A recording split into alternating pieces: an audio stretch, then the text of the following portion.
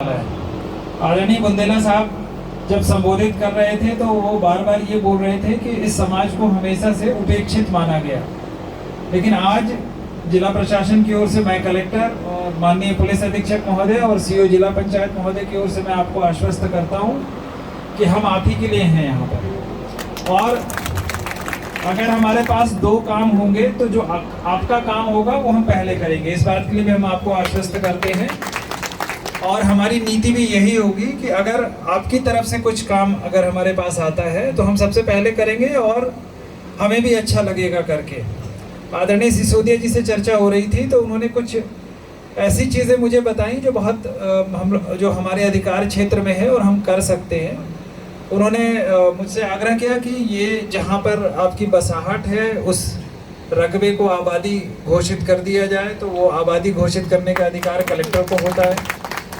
इसी तरह से आंगनबाड़ी केंद्र की आपने अपेक्षा की और कुछ अन्य छोटी मोटी मांगे हैं, वो मेरा अपना मानना है कि वो सब मेरे स्तर पे है, तो मैं अलग से सिसोदिया जी और बुंदेला जी के साथ बैठूंगा और ऐसे काम जो एक साथ पूरे समाज के हित में हो उनको हम पहले करेंगे।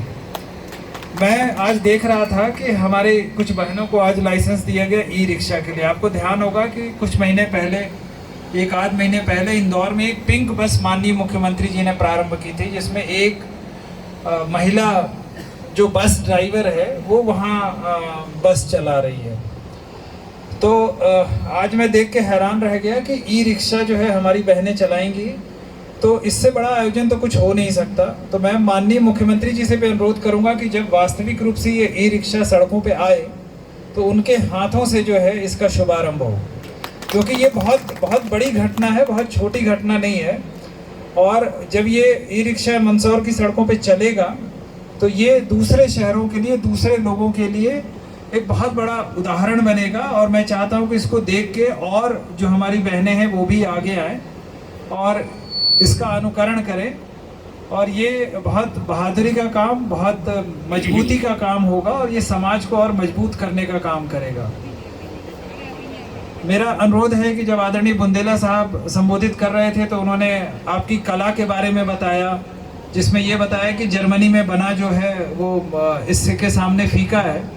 तो मैं अनुरोध करूंगा कि अगर उस कला के अलावा आप बहुत सारी दूसरी चीज़ें भी बनाते हैं, तो अगर इस तरह का आपके अंदर गुण है, इस तरह का कौशल है, तो सीओ जिला पंचायत भी यहाँ बैठे हैं, मैं भी बैठा हूँ और यहाँ एसडीएम महोदया भी बैठी हैं, उसमें भी हम आपका पूरा सहयोग करेंगे। उसमें अगर आपका कोई ट्रेनिंग कराना हो, स्किल डेवलपमेंट का हो, बैंक से फाइनेंस कराना हो, उसकी मार्केटिंग करने का हो, आप कृषि औजार बनाते हैं, आप बहुत सारी दूसरी चीज़ें भी करते हैं, तो उन सब चीज़ों में के लिए भी हम तत्पर हैं कि हम बुंदेला साहब से ही चर्चा करेंगे कि किस तरीके से आपको एक प्लेटफॉर्म मिले जहां आपकी चीज़ें जो है एक तो लोगों को पता चले कि आपका हुनर क्या है, आपका कौशल क्या है, और दूसरा हम कोशिश करेंगे कि आपको बाजार मिले जिससे आपका जो जीवन स्तर है, आपकी कमाई है, आपका वो जो है वो भी ऊपर उठे।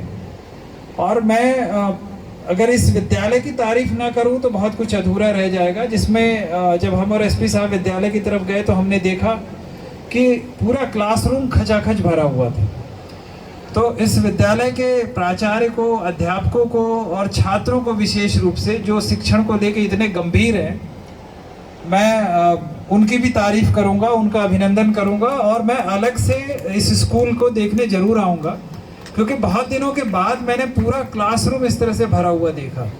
और मज़ेदार बात ये थी कि उसमें से आधे से ज़्यादा लड़कियां थी। खुद एसपी साहब भी हैरान थे, सीओ साहब भी हैरान थे कि ये मतलब इतना अंदर आके, शहर के भीतर, शहर से दूर आके इतना अच्छा स्कूल कैसे चल रहा है। और एसडीएम महोदय, मैं आपको ये बताऊंगा कि ये मंच पे जितने लोग बैठे हैं वो आपकी काबिलियत के बहुत बड़े प्रशंसक हैं। बहुत छोटा आयोजन हमने सोचा था, इतना बड़ा आयोजन आपने निश्चित तौर पे ये आपका प्रयास और आपकी मेहनत का नतीजा है।